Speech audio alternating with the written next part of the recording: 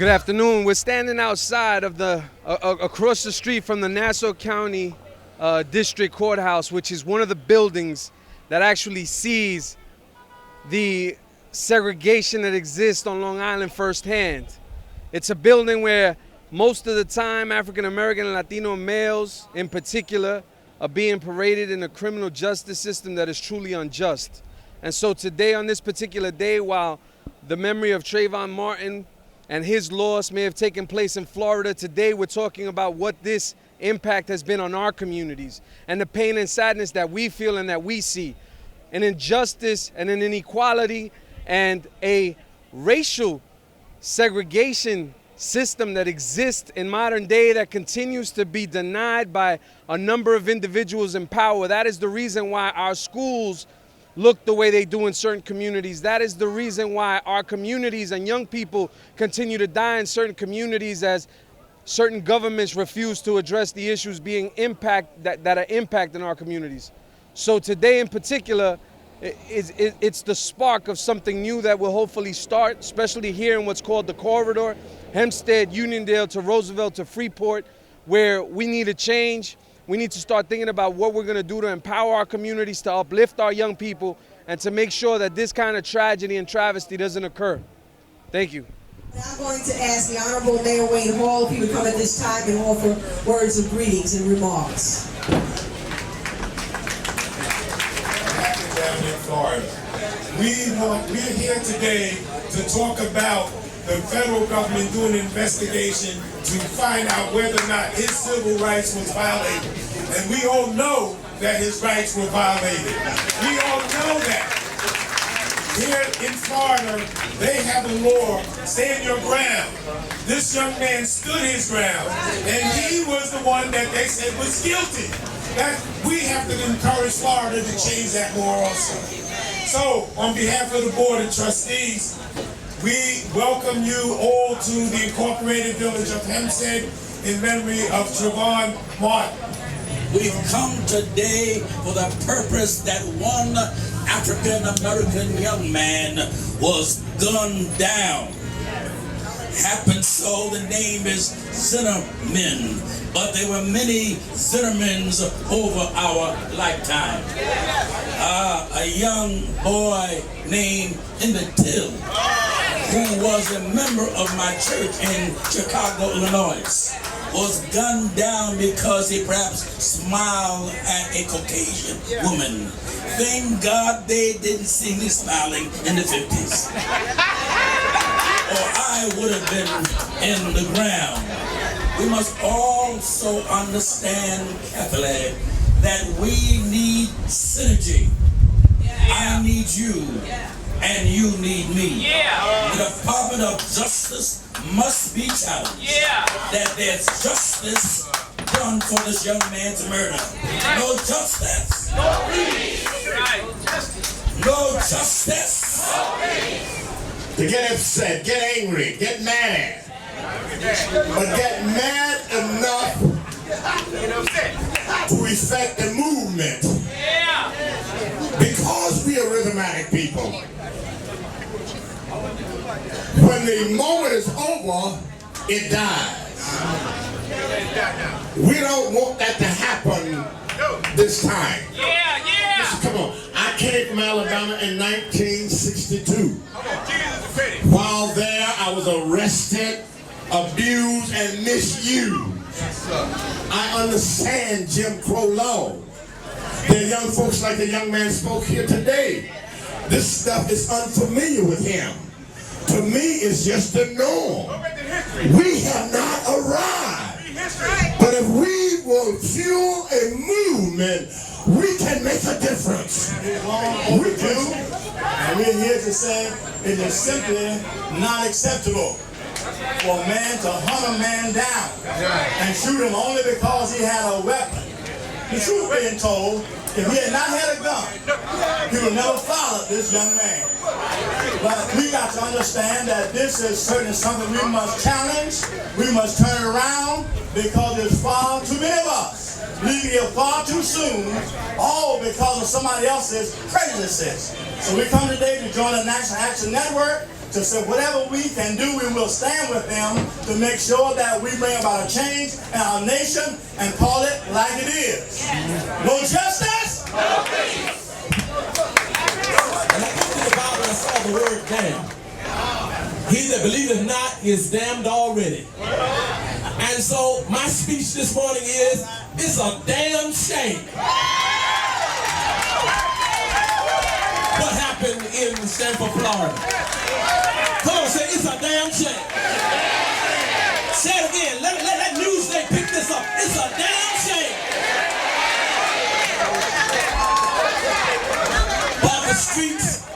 While the streets of Dallas, a shout rang out one day. Our nation lost a leader and a coward ran away. Above the streets of Memphis, a shout rang out one day. Our nation lost a leader and a coward ran away. But above the streets of Florida, a shout rang out there. A shout rang out the other day. Our nation lost a young man, and a coward didn't just run away; he got away with the support of the justice system. Can I get it? When they shot Martin Luther, he ran away. When they shot John Kennedy, he ran away. But when they shot Trayvon Martin, he got away, and it's a damn shame. And we're gonna stand our ground, and we're gonna fight, because the weapons of our warfare are not carnal, but they are mighty to the pulling down of a stronghold of injustice. When I think back, being born and raised in the 40s, grew up in the 50s and the 60s in Mississippi, I remember some things that happened to me personally as a young boy in Harrisburg, Mississippi, being harassed by the folk that's supposed to have been protecting me. I can say that it's been a long time. Through the years. So what happened? What happened to one nation under God, indivisible, with liberty and justice for all? Justice for all men, not just Zimmerman.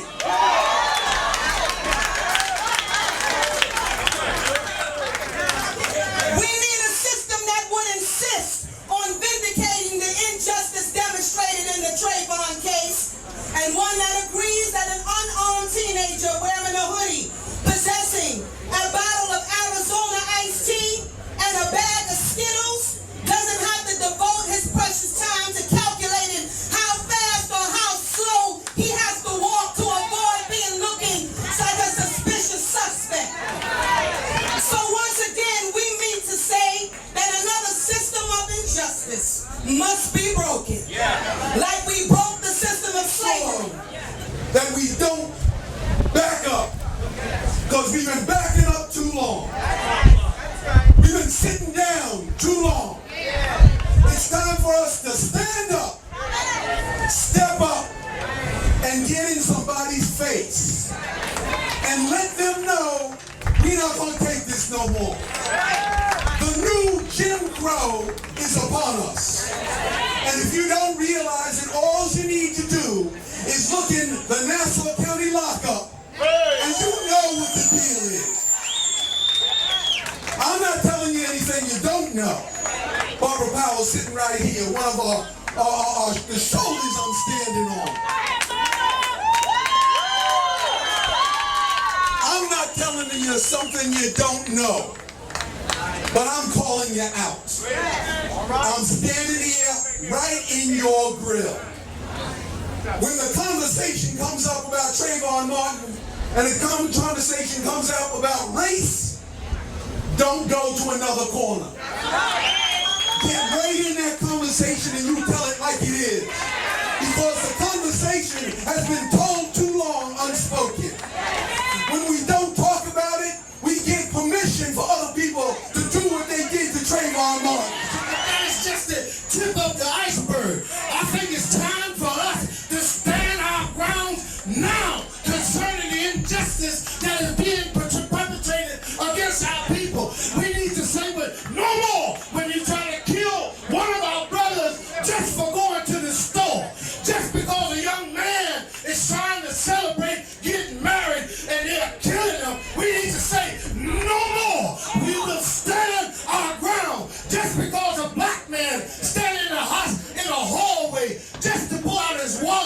give his ID and he is slaughtered, we need to say, we no more. We will stand our ground. We need to stand up right now and say, no justice, no peace.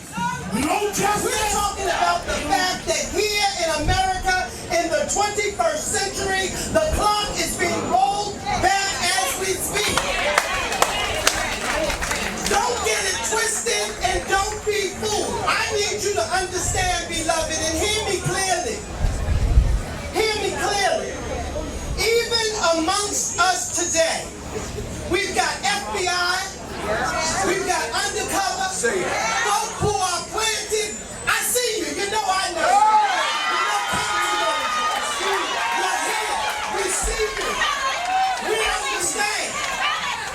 But what you all need to understand, and this is for the media at large too, that we are the original people. We walk with dignity. We walk with respect. And if you saw Sabrina Fulton, a mother who had to bury her son for a senseless act of profiling that Reverend Sharpton brought to the forefront, racial profiling. It was Sabrina Fulton and Mr. Crump and Tracy Martin that called Reverend Sharpton and said, we can't let this stand. You gotta help us, Rev. And of course he rose to the occasion because our sister did the roll call earlier in terms of the track record. What I'm saying, We gather today to say to this country that we are not satisfied. Today we've come to stand our ground. Today we've come to lend our voice. And although we see who is here, we also recognize those who are not here. Where is Edmund Gano today? Where is Kate Mary today? Where are they today? Swazi, where are you today?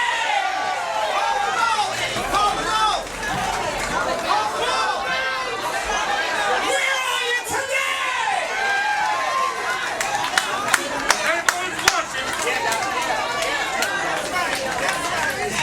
This vigil is to tell the Justice Department that we want them to bring charges against George Zimmerman. We want them to have a thorough investigation and examine the laws that affect all of God's people. This verdict of Trayvon Martin case was a travesty of injustice. We are sick and tired